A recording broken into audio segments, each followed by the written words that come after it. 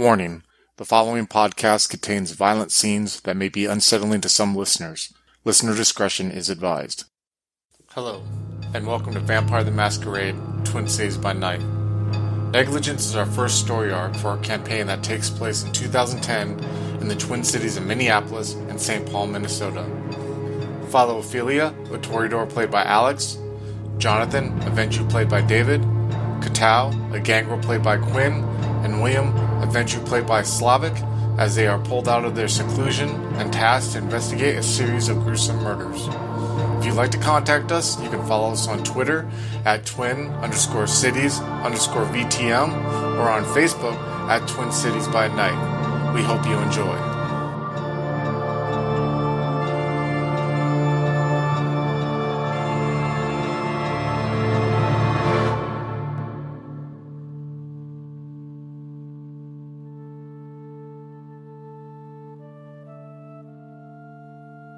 All right, welcome. We left off on the evening of November 9th, which is a Monday. You guys were talking in a group conversation. We could either do one or two things. We can continue playing that night, or we can start fresh. Well, it's up to you guys. What do you want to do?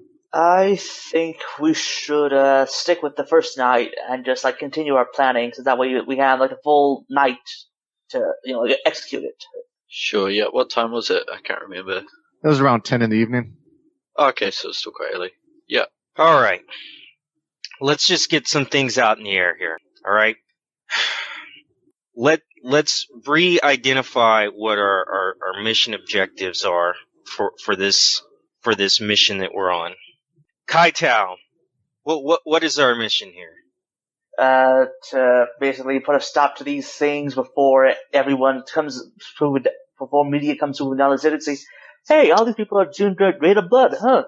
And basically make everything more complicated for all of us. And Ophelia, what is our mission? We are trying to solve these murders without drawing attention to Kindred society if required. Okay, as I understand it, the Senesol wants us to make this disappear, and he doesn't care how. Okay. Crime exists in the city. We didn't bring it here, and we're not going to make it leave. There's drug dealers, there's addicts, there's murders every day that happens. And the Senesol doesn't give a shit about any of that, and neither do I. So, the goal is to make this go away and not bring any major attention to the city. So if someone dies, it don't matter. As long as it doesn't become headline news.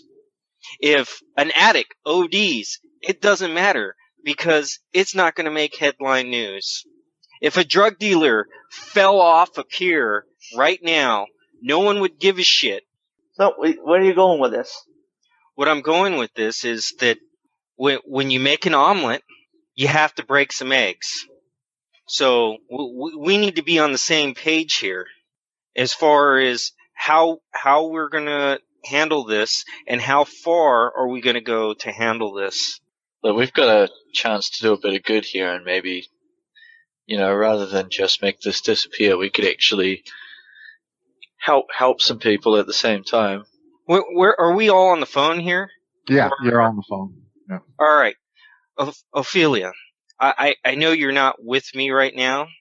I'm looking out my car window at the field from which I grow my fucks, and alas, it lays barren. Right.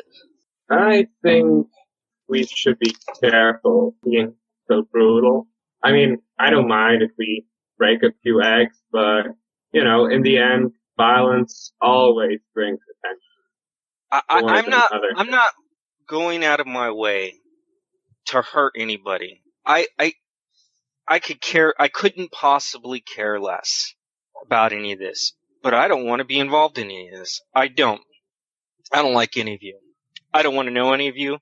I don't want to be your friends. I don't want to be your confidants. I don't want to be the shoulder from which you cry on. I want to get this over.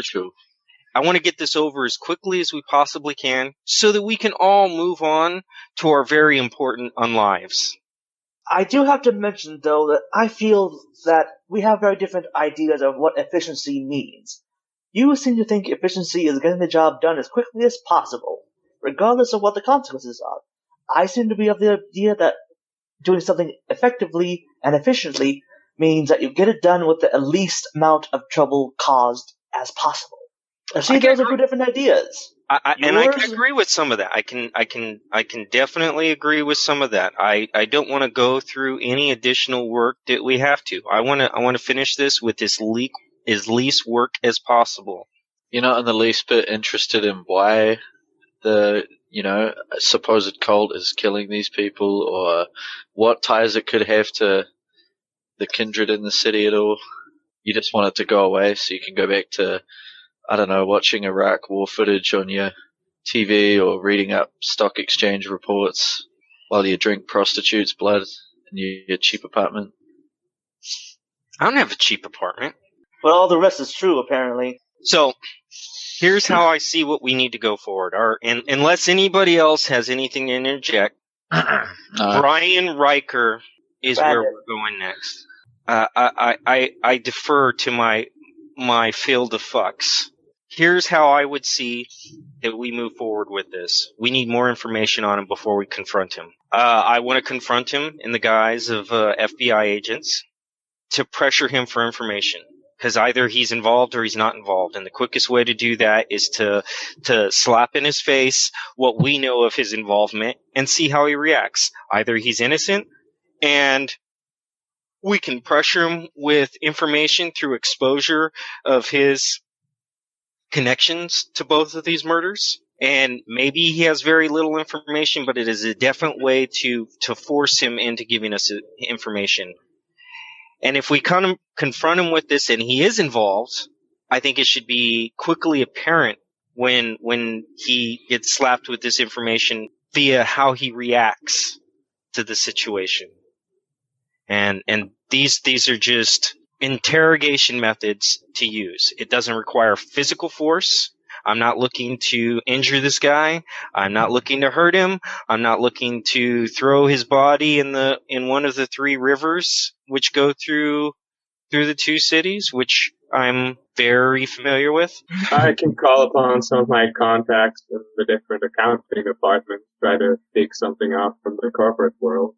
That would be perfect. If you could dig into the two companies that we know that they've been one company. The one company that he's associated with is Analytical Medical Solutions. I want to know who the board members are. I want to know how much connection he has to them. I want to know if he has family. I want to know if he has debts. These are all going to be give us pieces of a much larger puzzle of who Brandon Riker. Hey, I remembered his name for the rest of you. And, give us an ideal going in to this, what we're dealing with, so that we don't get ourselves caught in a trap. I have a suggestion that might not involve people at all. Okay. Because, as you seem so fond of making jokes about, Gangrel do sort of have a connection with animals. If someone could get, say, like a cat into this guy's apartment, I could a cat. I don't know. Okay, it doesn't have to be a cat. Okay, I don't know. Is any animal less inherently funny to you? But the thing we can figure out from there is simply. So you're suggesting that we slip some pussy into his apartment? I know. I should have gone with the dog thing instead. A dog, cat. A rat would be more appropriate if maybe a cockroach. I thought since it was a higher class apartment, a rat would be at the same time more noticeable. So my thought was maybe have some like Ophelia, like have like a small, have like an animal with them, like carry them into the apartment somehow, like let it loose, and then like we can see does the apartment smell like blood? Does the cat shy away from Brandon? Is something wrong with the place? Because right. If you want to try and slip some animal into his apartment, that's on you. What you could really do for us, if you could, for the next 2 nights or so, tail his apartment. Just sit out, observe from a distance, see if he leaves and goes anywhere, follow him from a distance, don't engage, and let's see where he goes. If he doesn't go anywhere, great. If he does go anywhere, it would be a good idea of what circles this guy is moving in. There is that idea. And it doesn't require you getting a firearm pulled on you or your delicate sensibilities of handing drugs to somebody that uses drugs. All right, cool. And what about you, Ophelia? Yeah, I'm new to this kind of thing, you know. Don't normally interrogate or follow or stalk people. I'm gonna defer at this point. I'll defer, but you know, I'm not chucking anyone in the river. I'm not running anyone over with my car, and I'm certainly not taking or selling drugs to minors. Was she a minor? I don't even know. I defer to my field of fucks. No, she wasn't a minor, but she definitely was a junkie. I'll say that. You know. Yeah. But, Yeah, I don't really care if junkies are going to do what junkies do. And if I have something that I can give to them to get information for me, because they're an asset. In the end, we have assets. And I'm going to, some assets need to be pushed. I'm just putting my phone on the table on speakerphone and kind of half listening now because I'm steaming. Oh, okay, yeah. The phone's on speaker while I go to my wardrobe and deliberately dress as down and drab as I possibly can. All right. Let me talk about what I bring to this table. I bring an objective view from a government that does this kind of covert, clandestine missions every single day without the knowledge of the American people. All right. I served in Vietnam. I operated with the CIA and Operation Air America. I continued on as an analyst for the CIA, and I've watched this. And the government has acceptable losses. They view individuals as assets, and each asset has their own triggers. Not everybody reacts the same to certain stimuli, and we need to look at people, assets in that way, and see what we have to do in order to get what we need out of them. And that's the only way we're going to get this job done. Now, if we fail to do this in a speedy manner, to cool your consciences, more people are going to die brutally. I don't care, but I know you care.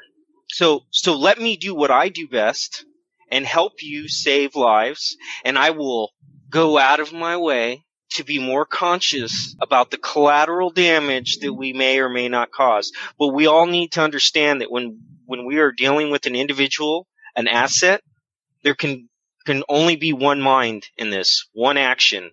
Because if we start tearing apart at one another in front of an asset, we lost already. Whatever information that we could have possibly gathered from that individual will be corrupted, and we won't be able to use it.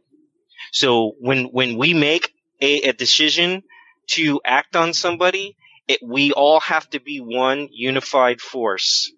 So outside of being in front of individuals, we can sit here and discuss things and make decisions, but when we're in the field, one force, there cannot be any divergent from our mission.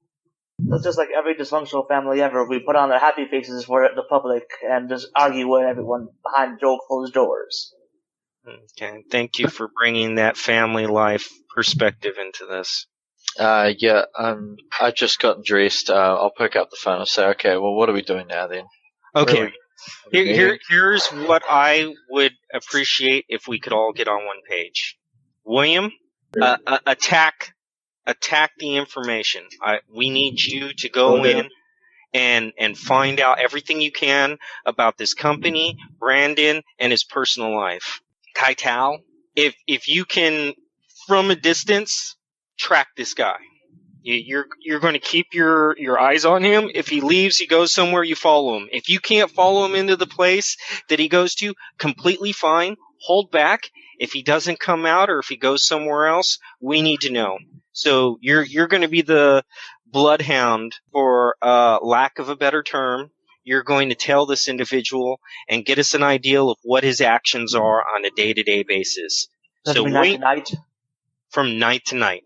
Right. Ophelia, how are you about research? Can you handle research? Sure, yeah, I can handle research. Okay, you own a a restaurant establishment, so you have access to people. If you could track down any leads on this pamphlet and this group, and That's right up my alley. And this whole Lilith connection or potential connection, that would be fantastic. I actually have a meeting with the Tremere with. I will be asked. Just be careful about what you say to other members of our society. That this is our task, and we don't need them to know what we know about this. We're just going to make it disappear. So be careful about what you give away with what we're doing, because we don't know if any of them may be involved. Maybe Ophelia can go with you tomorrow, William. Sure, I like meeting other members of our community. Okay, and I'm going to be getting us some additional assets. All right, so you guys are going to start on that today? I hang up the phone. All right, the phone hangs up. Let's go to you first, William, Mr. Strother. You want to start doing that research, brother? Yeah, I'll be calling around, asking if they know something about this company, who they're working with, board of directors. Yeah, let's do a roll in intelligence and finance, difficulty 7. How many did you get? 1, 2, 3, 4. So you got 3 successes. So let's do some talking here. Ask me some questions, and I will tell you if you get the answers, and then I'll give you some information that you may not be asking about. First, we wanted to know who's on the board of directors. So the people on the board there's actually 3 people on the board of directors. The 3 people on the board of directors are Brandon Riker, Rebecca Powers, and Heather Lindsay. That's Lindsay. Okay. Now something about Riker's personality and his habits. From what you were able to tell by talking to people that you know and everything. And by the way, we're going to say that you're spending the rest of your evening doing this, William. All right? Yeah. So, you're able to find out that he's kind of like a socialite. He's kind of known for being, dating around on the scene, kind of enjoying life, but being a brilliant business-minded individual. So he's about 28, 29 years old. He was actually on the the Twin Cities 10 under 30 best businessmen and women of the decade. So that was actually pretty cool there too. What was his big break? When did he sort of appear on the scene? His big break was actually getting into analytical medical solutions, where they actually went from being a private to a publicly owned company. He's the one who helped with that transition. That's where he kind of got his break. And by the way, you can ask questions about the company too if you want. Yeah, I will.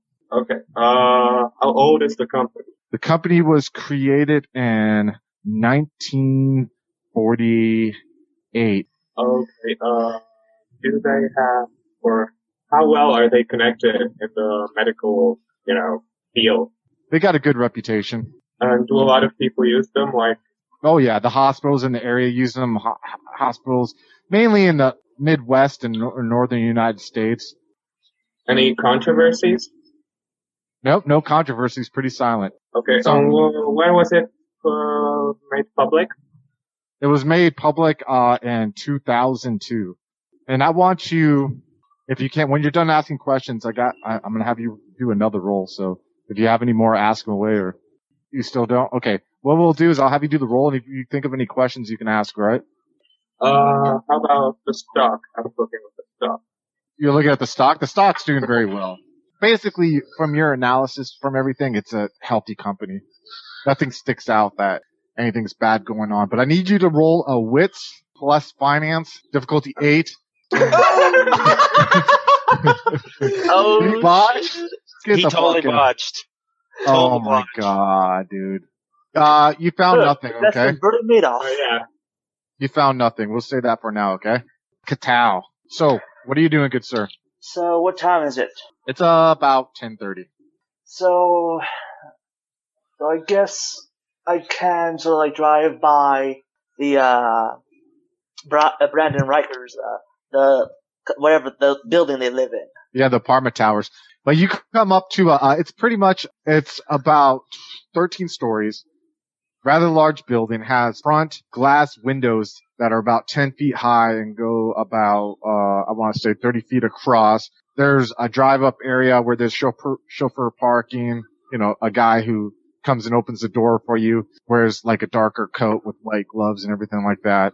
Definitely high-end side of Minneapolis that you're in right now is kind of by Ellsworth Towers, where you heard, it's about half a mile away from Ellsworth Towers, has a good view of the Mississippi River that, behind the towers itself. And you're in your car there. And again, it's still to remind you a brisk, cold night, but it's not snowing, but a lot of the snow hasn't been scraped off of sidewalk. It's kind of at that compressed, solid state and everything. So you can see the chauffeur guy. They also have, like I said, thicker black jackets on with white gloves. You see the breath coming out and they're just kind of standing around there. You see warm light coming from within. There's a gray carpet. You can kind of make out like a little desk and maybe some of the silver metallic colors of 3 elevators on the far wall in. So yeah, I guess well, I can't really do too much tonight because I don't really think I have a picture. Do I know what the Brandon Wright looks like? Yeah, so you have an idea of a picture of what he looks like, where basically he has, like I said to Slavic, he's late 20s, has neatly cut manicured hair, black hair, has kind of a charming smile, Caucasian guy, no facial hair, blue eyes. Yeah, when you think of successful socialite kind of guy, that's like the atypical kind of person you would think. So basically, just could be any one of the people walking in and out of the building. But do you have you can recognize them. Don't discount yourself. Okay. Like you saw a picture of them, and you definitely from like 20 feet away we can, and I can have you do a roll. So yeah, I guess like park the car a good way away, so it's not immediately obvious that my crappy car, like what is it doing here? Give me a perception and an alertness roll, difficulty 6. What did you get? What? Oh wow! Wait, no, you didn't botch because it's difficulty 6, but you didn't get the success. So you're sitting out there, you're waiting the whole night. All right. Oh, you're waiting for the next day, right, Ophelia, to go to talk to the Tremere with William? I was going to do some research in the meantime. Okay, well, let's do an intelligence and occult, difficulty 9. Holy shit! 2 successes, man. That's right.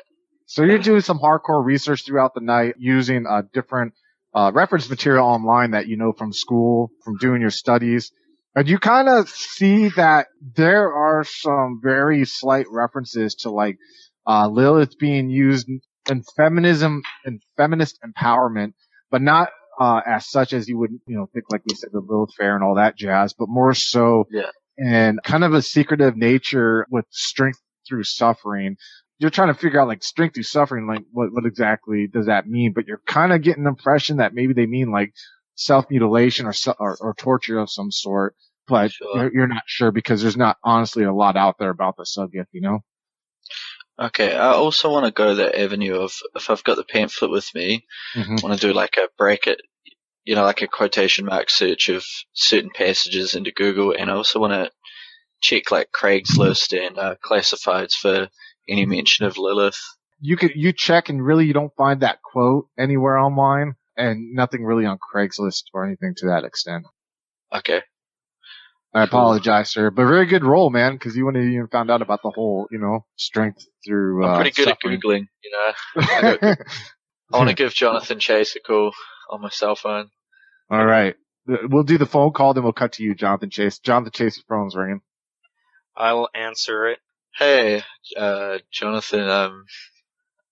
I wanted to ask you something about the deep web.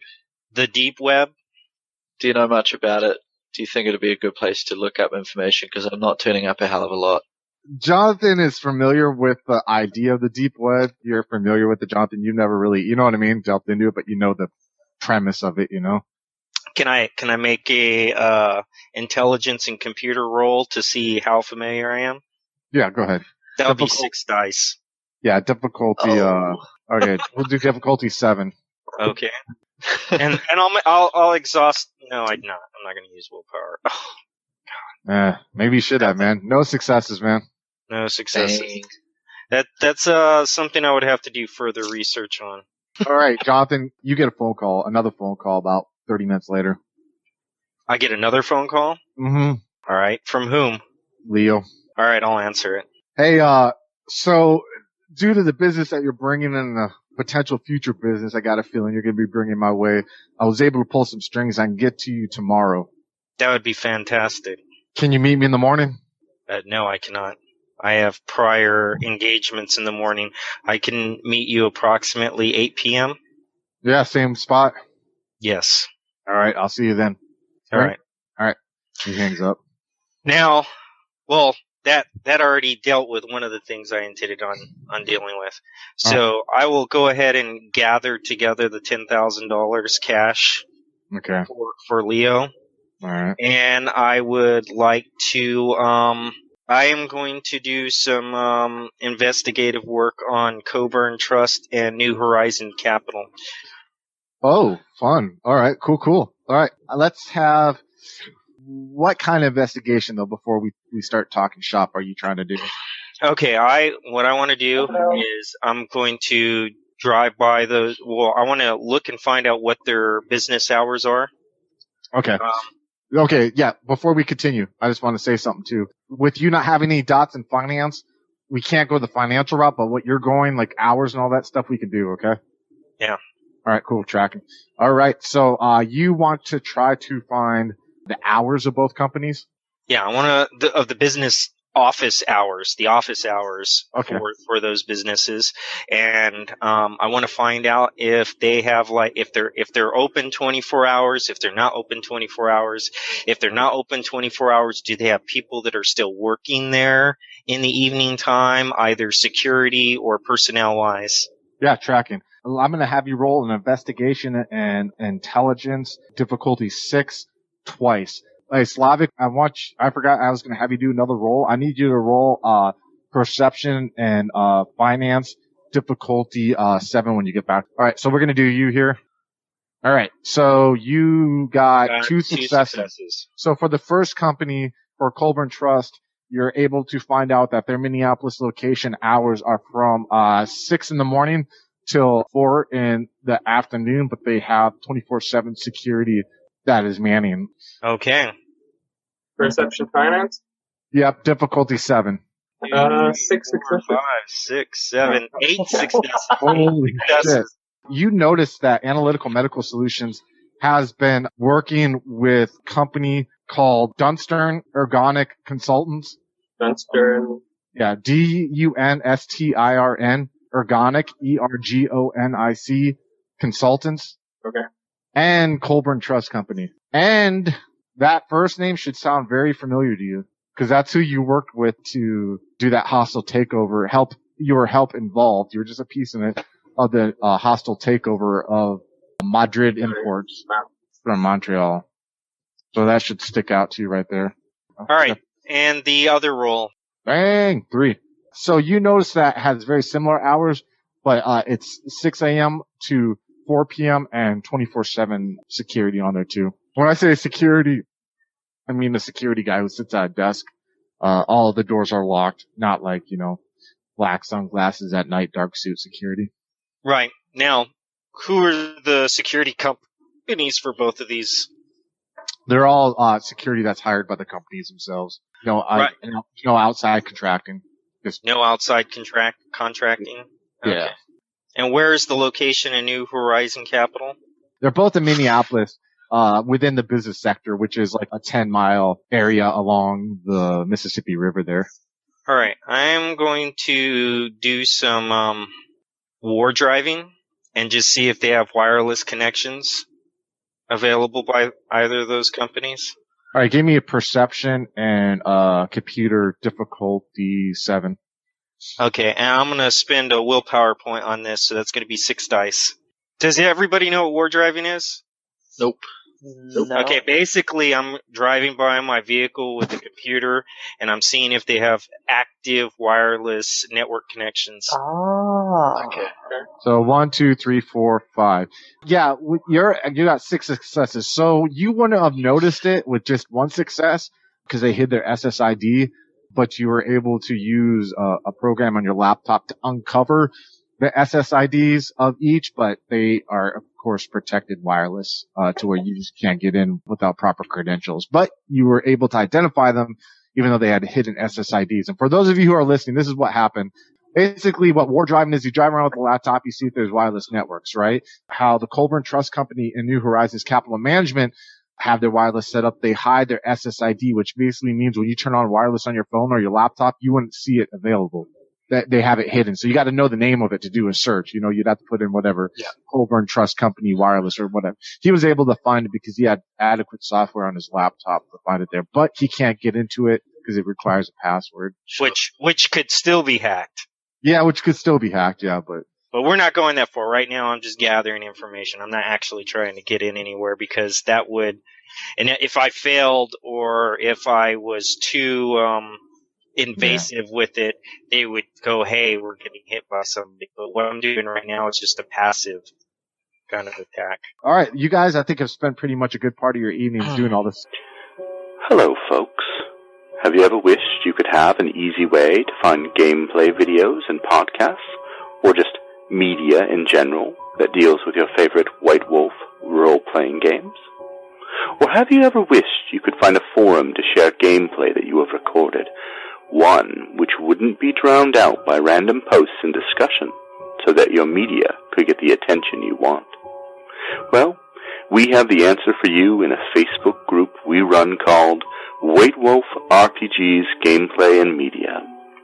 The group is specifically ran with the sole intent of it being a one-stop shop for people to view or share media involving the games we all love.